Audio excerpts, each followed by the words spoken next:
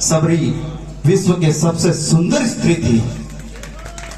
और आज मैं पिछले 1 महीने से भारत के कई शहरों में गया, कई घरों में गया।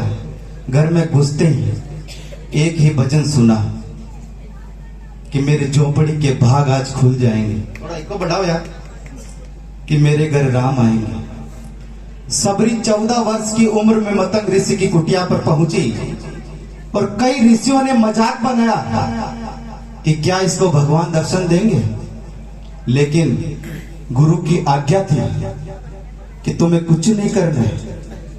राम जिस रास्ते से आएंगे उस रास्ते को सिर्फ साफ करना है।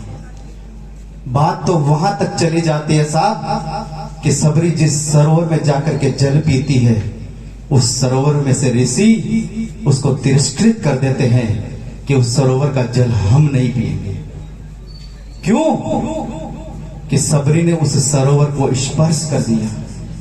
कुछ नहीं कहा सबरी ने, पर जब वो ऋषि उस सरोवर का जल लेने गए तो वो सरोवर में कीड़े पड़े।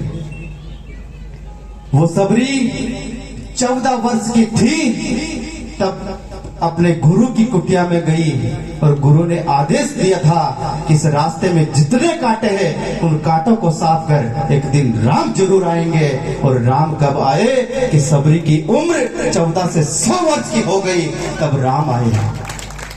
अरे उस समय तो भगवान राम मात्र और मात्र 12 वर्ष के लिए वनवास गए थे। दुर्भाग्य है इस राष्ट्र का। विवाद होने चाहिए सत्ता के, विवाद होने चाहिए संपत्ति के, लेकिन कहना चाहूंगा उन दुष्ट लोगों को लिए कि जिन्होंने मेरे राम को अदालत में पहुंचा दिया। अरे वो अब कहते हैं कि राम हमारे भी हैं। एक जीतू पटवारी इंदौर का एमएलए है, उसने कुछ दिन पहले एक बात कही थी कि अब राम हमारे भी हैं। पर कल मैंने एक मैसेज पढ़ा कि उस भूरी काकी ने तो राम मंदिर का निमंत्रण ही ठुकरा दिया। अरे तुम उस योग्य नहीं हो कि उस राम के कृपा के पात्र बनोगे। तुम अपनी पीढ़ियां खंगाल के देख लो, तुम्हारा क्या इतिहास है। तो 100 वर्ष की उम्र में वो कुटिया पर सबरी के राम आए हैं, लेकिन हमारी कितनी सबरियां चली गई अपने आंसू बहाते बहाते। आज हम सब गौरवशाली पीढ़ी में हैं और इस दिव्य शक्ति, वो प्रधानमंत्री कोई मनुष्य का रूप में नहीं मानता उनको, वो परमात्मा से आई हुई दिव्य शक्ति है और दिव्य विभूति है।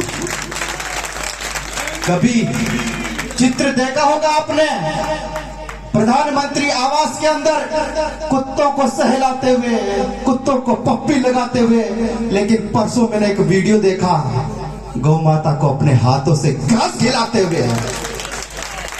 अरे सबरी अपने राम को लेकर के आ गई, वो मीरा अपने कृष्ण को भी लेकर के आएगी। आज घर घर में सबरी की महिमा गाई जा रही है। क्यों? क्या सबरी अधम थी? नहीं, सबरी भगवान श्री राम की सबसे प्रिय थी। भगवान राम रावण को मारने के लिए वनवास नहीं गए, भगवान श्री राम सबरी को दर्शन देने के लिए वनवास गए। इसलिए सबरी के राम तो आ गए और अब 2024 चल रहा है। स्टार्ट में राम का मंदिर बन रहा है और जाते जाते 2024 में मीरा के श्याम का भी मंदिर के भूमि पूजन हो जाएगा। कहने की जरूरत नहीं है। और कई सारे संत, पूज्य स्वामी जी भी उसमें शामिल हैं। क्यों चिल्ला रहे हैं? क्या जरूरत है इनको? लेकिन गौ माता का दर्द, आप स्वयं 5-5 गौ माताओं के लिए गौशालाओं का संचालन करते हैं। आज हम एक घर में अपने माता पिता को पालने में पसीना आ जाता है, लेकिन हजारों गौ माताओं के लिए व्यवस्था भी करते हैं और इनका एक संकल्प भी है और हम सबका संकल्प है कि हमारी गौ माता राष्ट्र माता बन जाए। पर मैं तो व्यक्तिगत ये मानता हूं, अपने पुष्कर में एक राष्ट्रीय धरोहर है सरोवर के पास में, वो हो किसी धर्म की, पर राष्ट्रीय धरोहर का दर्जा मिला हुआ है।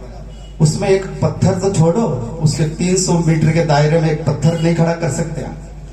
तो जिस दिन हमारी गौ माता राष्ट्र माता नहीं राष्ट्र धरोहर बन जाएगी, तो उन कसाईयों की ताकत नहीं कि उसके गर्दन पर तलवार चला सके। तो इसलिए और वो संकेत 14 तारीख को मिल चुके हैं परसों। अब किसी संत को जरूरत नहीं है चिल्ला चिल्ला करके सभाओं में कि गौ माता को राष्ट्र माता बना करके जाइए।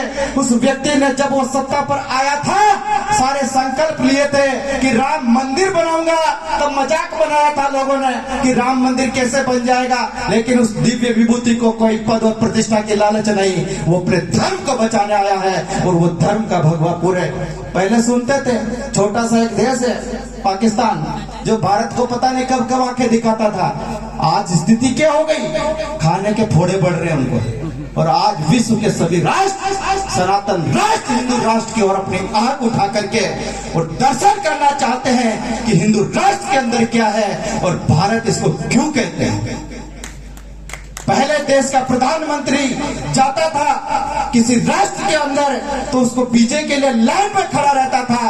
आज विश्व के सभी राष्ट्रों के लाइन इस विभूति को बुलाने के लिए अपने राष्ट्र में गौरव से जानना चाहती है कि ये विभूति हमारे राष्ट्र को आकर के सम्मानित करे। और गौ माता भी राष्ट्र माता बनेगी और राष्ट्र धरोहर बनेगी। इसलिए मैं आप सभी से कहना चाहता हूं, ये पुष्कर है, ये सनातन तीर्थ का सतयुग का सबसे बड़ा तीर्थ है। आज इस तरह के संत आए हैं, सौभाग्य हमारा, पर ये जगह खाली पड़ी है। जितने युवा साथी अगर मेरा संकल्प और मेरी बात को अगर मान सकते हैं तो सामने बैठ जाइए। आप कोई राहुल गांधी की सभा में भाषण सुनने के लिए नहीं आए, आप किसी संत की सभा में सत्संग सुनने के लिए आए। सत्संग की मर्यादा होती है, आयोजकों ने इतनी सुंदर व्यवस्था करी है तो इसलिए बड़ा गौरव और गर्व होता है हमें। और हम बात